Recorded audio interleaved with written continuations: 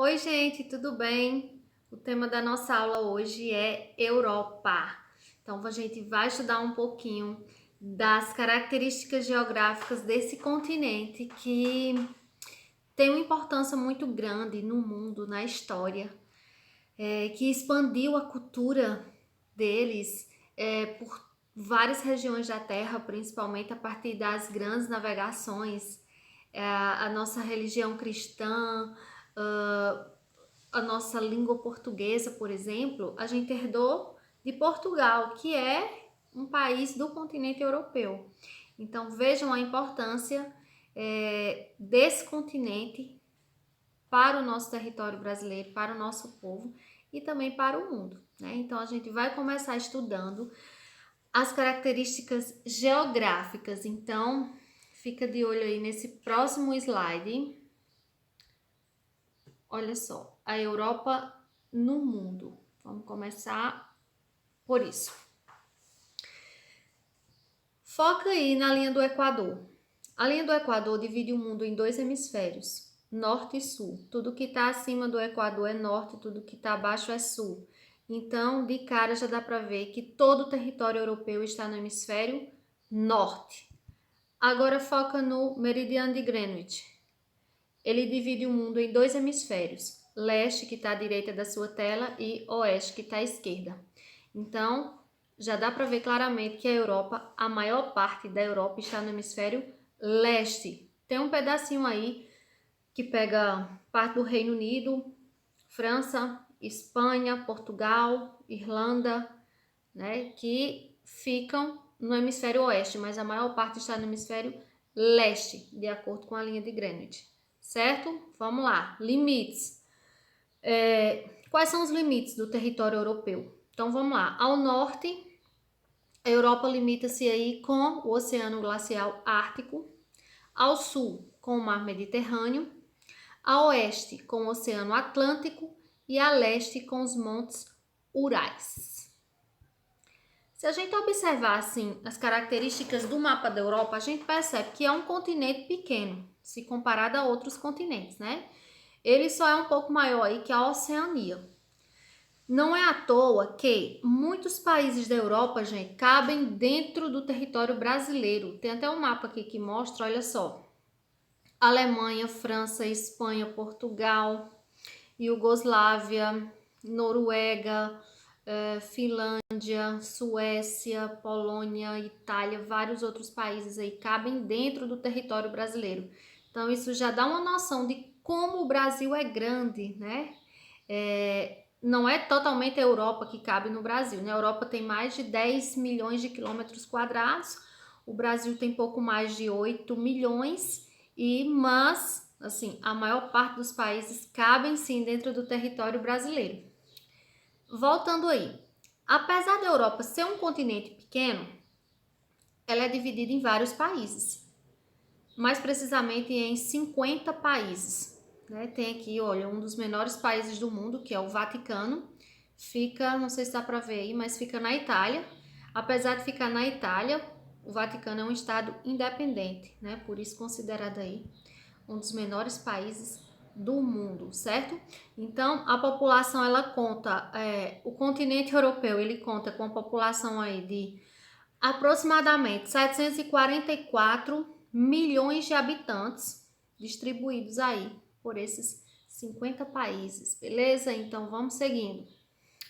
Território recortado. Gente, já dá para ver pela imagem. A Europa tem um território assim muito recortado, cheio de mares, ilhas, penínsulas, golfos. Eu vou destacar alguns para vocês aqui, olha. A península, gente, é esse braço de terra que avança pelo mar. Então, nós temos aqui, por exemplo, a Península Itálica, onde fica a Itália, que tem formato de uma bota aí, que é bem conhecido, né? Nós temos também a Península Ibérica. Deixa eu afastar aqui um pouquinho e ampliar. Olha, onde fica Portugal e Espanha. Nós temos também a Península Escandinávia, onde fica aqui, olha, Noruega e Suécia. Então, são várias penínsulas, são vários braços de terra aí que avançam pelo mar. que são característicos dos recortes do continente europeu. Temos também os golfos. Golfos é o contrário aqui, né? Aqui já é um braço do mar que avança pelo continente. Na verdade, ele se aproveita dessas características recortadas do continente, né? E olha só, olha, tá vendo?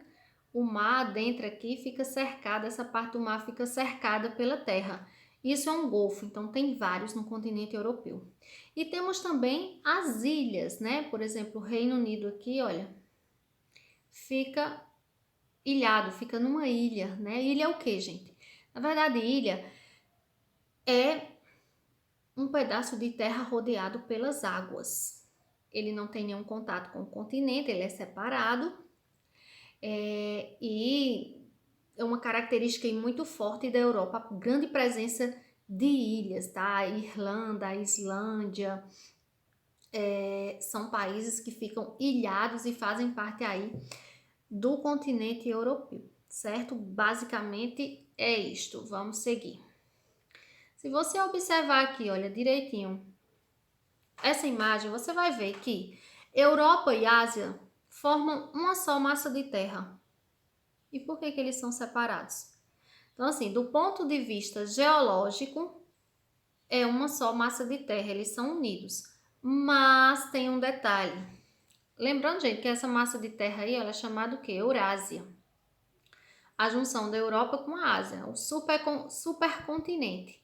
Mas eles são separados porque a cultura e a história do povo europeu é diferente do povo da Ásia. Então, a Europa, ela é o berço da civilização ocidental, né, que tem como características principais ou de destaques a religião cristã, algumas línguas de origem originadas do latim, como espanhol, português, a maior parte da população branca, tá? Já a Ásia é o berço da civilização oriental, então, que é aí a junção de várias culturas, né? Com destaque aí para a religião islâmica, o budismo, algumas línguas, o árabe, o chinês e assim por diante. Então, assim, do ponto de vista físico, geológico, é um só continente chamado Eurásia. Porém, há essa divisão aí em dois continentes do ponto de vista histórico e cultural, tá bom? E aqui, gente, olha, o que divide a Europa da Ásia é justamente aí esses limites naturais. Os montes Urais, o mar Cáspio e o mar Negro, tá? Foi aí o que escolheram como limites naturais para dividir a Europa do continente asiático.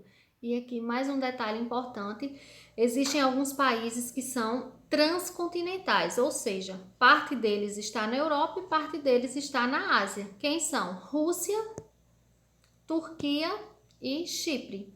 Então, esses três países aí têm uma parte na Europa e outra parte no continente asiático e por isso são chamados países transcontinentais. E é isso. Eu vou deixar uma atividade na descrição do vídeo para que a gente possa praticar e entender ainda mais esse conteúdo, tá bom? Abraço e bons estudos!